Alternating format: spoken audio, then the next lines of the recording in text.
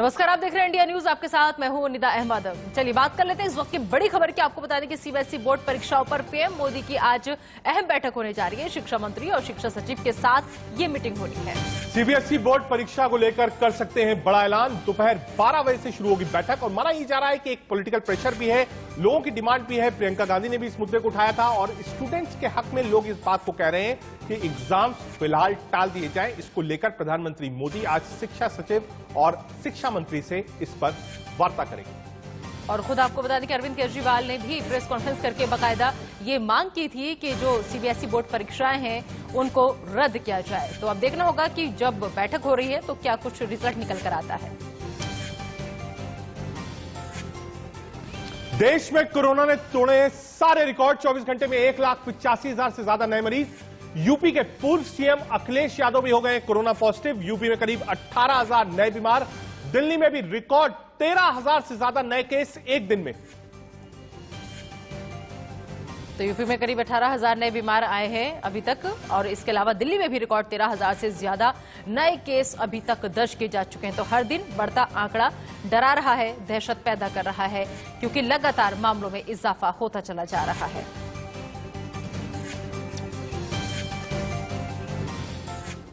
Corona पर आपको 10 बड़ी बातें हम आपको बताते हैं कि 10 बड़ी बातें कोरोना को लेकर क्या है। जी हां, महाराष्ट्र में आज रात 8 बजे से ब्रेक द चेन की मुहिम की शुरुआत हो जाएगी। 1 मई सुबह 7 बजे तक जारी रहेगी ब्रेक द चेन वाली मुहिम।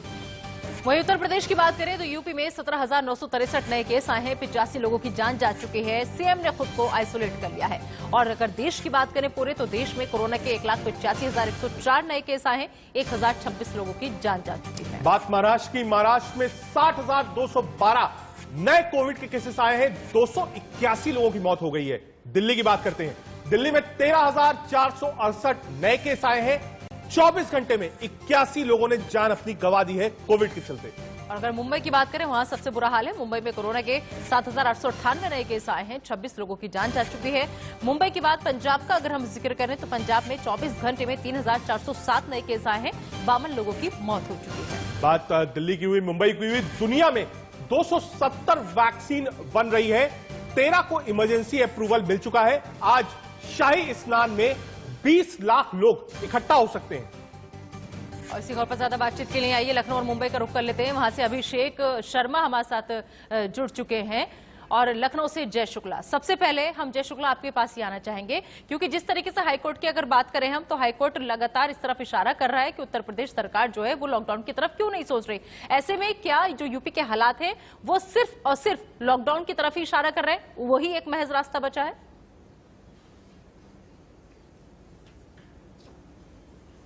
बिल्कुल, अगर हम उत्तर प्रदेश की बात करें तो उत्तर प्रदेश लगातार कोरोना के मामलों पर बेकाबू होता जा रहा है।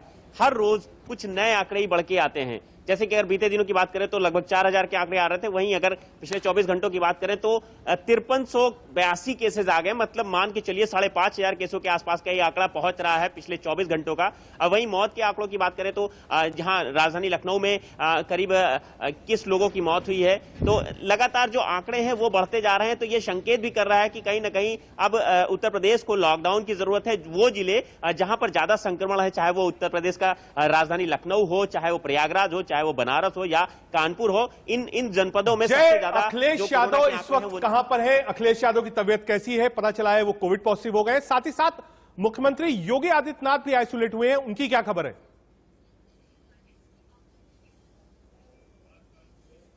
बिल्कुल, हम अखिलेश यादव की बात करें तो उन्होंने कोविड टेस्ट कराया था, जिसमें उन्होंने बताया कि वो कोरोना पॉजिटिव हैं। उन्होंने खुद एक ट्वीट किया। ट्वीट करने के बाद बताया गया कि वो होम आइसोलेट हो गए हैं। फिलहाल अभी तबीयत उनकी फिलहाल ठीक बताई जा रही है। वो फिलहाल घर ही पर हैं। वहीं अगर हम योगी आदित्यनाथ की बात करें तो सूबे के मुख्यमंत्री ने भी खुद को अपने आप को आइसोलेट किया, क्योंकि जो उत्तर प्रदेश के करीब 1 दर्जन से ज्यादा ऐसे आईएएस अधिकारी हैं वो कोरोना पॉजिटिव हुए हैं, जिनके संपर्क में वो लगातार रहे हैं, जिसकी वजह से कि नहीं लगवाएंगे अखिलेश यादव? पॉजिटिव हो गए, वैक्सीन लगवाएंगे या अभी भी नहीं लगवाएंगे?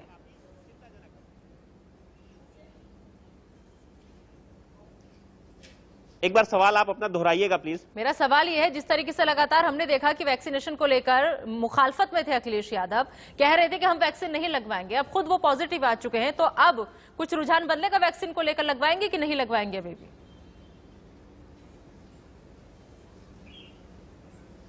बिल्कुल, अब तो ये एक बड़ा सवाल उठ गया कि जिस तरह से शुरुआत में ही अखिलेश यादव ने वैक्सीनेशन को लेकर के बड़ा सवाल उठाया था। हालांकि अगर हम सपा की बात करें तो सपा के कई लोगों ने वैक्सीनेशन भी लगवाई है, खुद को वैक्सीनेट कराया है। अब ऐसे में खुद अखिलेश यादव अब कोरोना पॉजिटिव हो गए हैं, संक्रमण ने उनको घेर लिया। अब ऐसे में बड़ा सवाल उठता है कि आखिर वो जिस तरह से वैक्सीन पर सवाल उठा रहे थे, ठीक है जय, अब ऐसी स्थिति हम में वापस आएंगे अपडेट लेने के लिए। सीधा मुंबई चलते हैं। अभिषेक, एक तरीके का सॉफ्ट लॉकडाउन अगर कहा जाए तो गलत नहीं होगा जो उद्धव सरकार ने लगाया है। ब्रेक द चेन में क्या क्या चीजें हैं, क्या क्या चीज लोगों को फॉलो करनी होगी, क्या क्या आप कह सकते हैं नियम कानून आज से महाराष्ट्र में 8 बजे के बाद लागू हो रहे हैं?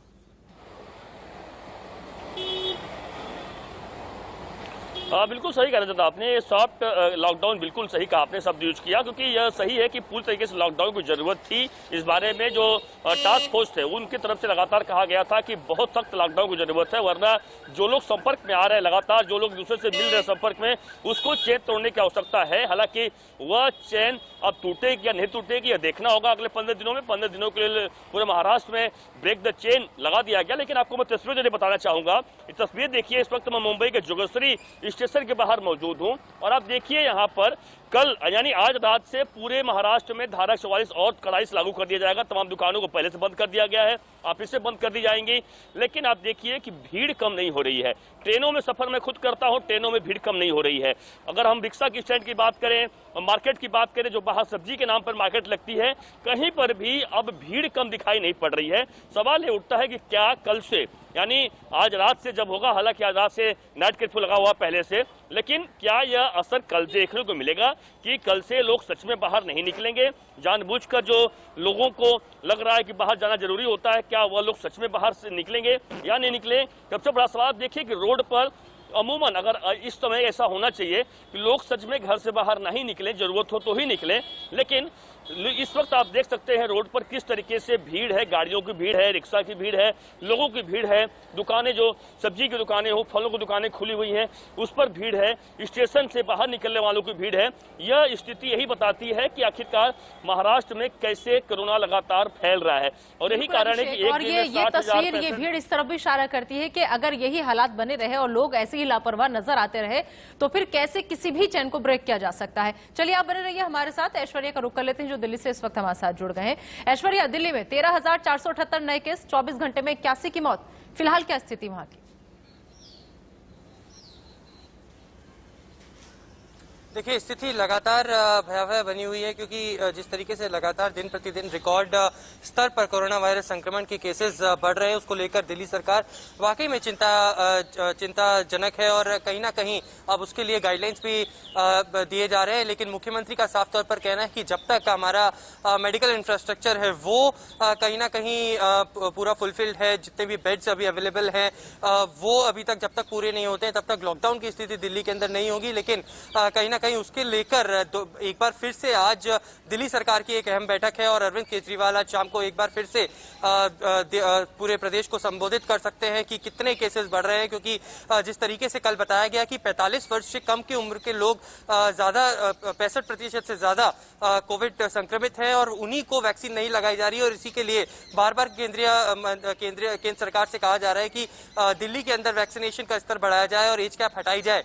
उसको लेकर लगातार केंद्र सरकार से बातचीत भी की जा रही है। हालांकि जो नियम है वो अब बदल दिए गए हैं, कहीं ना कहीं बैंकेट हॉल्स को अटैच किया गया है। हॉस्पिटल्स की अवेलेबिलिटी, जो प्राइवेट अस्पताल है उसमें 15 से 16 प्राइवेट अस्पताल को पूरी तरीके से कोविड में तब्दील कर दिया गया है और सरकारी अस्पतालों के बेड की क्षमता भी 1500 से अब 2000 तक बढ़ा दी गई है। तो इस तरीके के कई कदम दिल्ली सरकार उठा रही है कि कहीं ना कहीं किसी भी तरीके से जो मेडिकल इंफ्रास्ट्रक्चर है उसको बूस्टअप किया जाए और लॉकडाउन समाधान नहीं है, ये अरविंद केजरीवाल कहते आए हैं। और जब तक हमारे पास बेड्स की अवेलेबिलिटी है तब तक लॉकडाउन का कोई विषय नहीं उठता है दिल्ली के अंदर। इस तरीके की बातें भी लगातार केजरीवाल कह रहे हैं।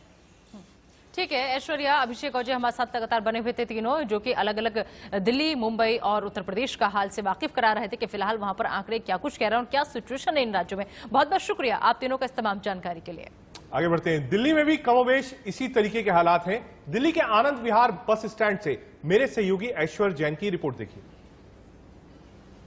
देश की राजधानी दिल्ली के अंदर लगातार दिन प्रतिदिन रिकॉर्ड पर रिकॉर्ड टूटते जा रहे हैं और कोरोना संक्रमण लगातार बढ़ता जा रहा है। पिछले 24 घंटे की बात की जाए तो 13,500 से ज्यादा रिकॉर्ड मामले देश की राजधानी ने देखे और इसके चलते मुख्यमंत्री अरविंद केजरीवाल का साफ तौर पर कहना है कि मेडिकल इंफ्रास्ट्रक्चर को बूस्टअप करना है और लोगों से बार बार आग्रह करना है कि वो सोशल डिस्टेंसिंग का पालन करें, वो मास्क जरूर पहने। इस वक्त हम आनंद विहार टर्मिनल पर मौजूद हैं और तस्वीरों के माध्यम से दिखाना चाहूंगा किस तरीके की दृश्य है, क्योंकि ये वही जगह है जहां पर लगातार जो माइग्रेंट लेबर्स थे, जो पलायन करते थे मजदूर, वो इकट्ठा हुए थे पिछले साल और पैदल रास्ते और ट्रेन में जाते हुए वो बिहार और उत्तर प्रदेश अपने अपने घर गए थे। इस वक्त भी लगातार इस तरीके की स्थिति यहाँ पर बनी हुई है।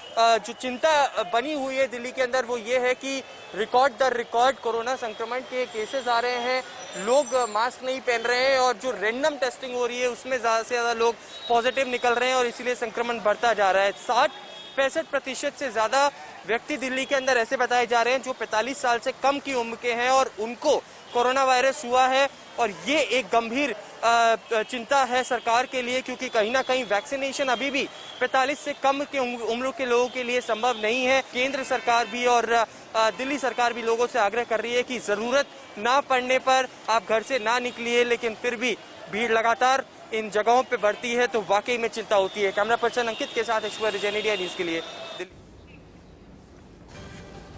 दिल्ली का हाल तो आपने देख लिया। आइए अब आपको उत्तर प्रदेश ले चलते हैं। दरअसल यूपी में भी कोरोना का ग्राफ लगातार बढ़ता जा रहा है। लखनऊ में कोरोना टेस्टिंग के लिए अस्पतालों में लोगों की लंबी कतारें लगी हैं, लेकिन अब जो इंतजाम है वो पूरे नहीं है। आलम यह है कि दिन भर भटकने के बाद भी लोगों का टेस्ट नहीं हो पा रहा है। रिपोर्ट देखिए।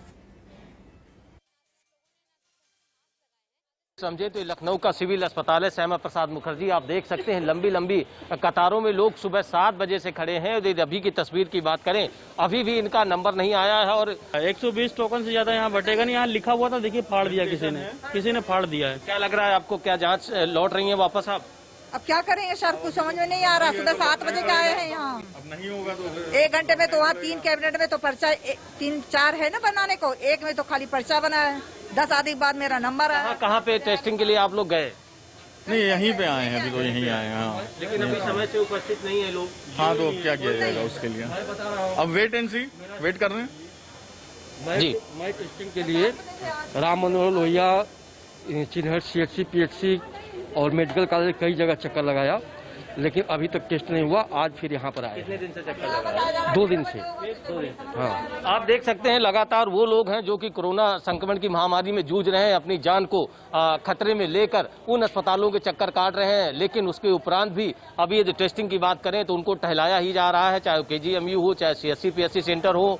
और अब ये सिविल अस्पताल में खड़े हैं इस उम्मीद के साथ कि शायद यदि कोरोना टेस्ट हो जाए तो हमको संभव हो पाए, अपनी जान बचा पाए। लेकिन इस बदलती सूरत पे पीछे उत्तर प्रदेश सरकार के कैबिनेट मंत्री ब्रजेश पाठक ने भी सवाल उठाए हैं। और वही लखनऊ से आपने रिपोर्ट देखी। अब आपको बताते हैं कोरोना से हालात लगातार बदतर होते जा रहे हैं, इसके बावजूद लोगों की लापरवाही जारी है। लखनऊ में मेरे सहयोगी अभिषेक ने हालात का जायजा दिया, वो हमने आपको दिखाया। अब आपको बताते हैं कि प्रयागराज का क्या हाल है।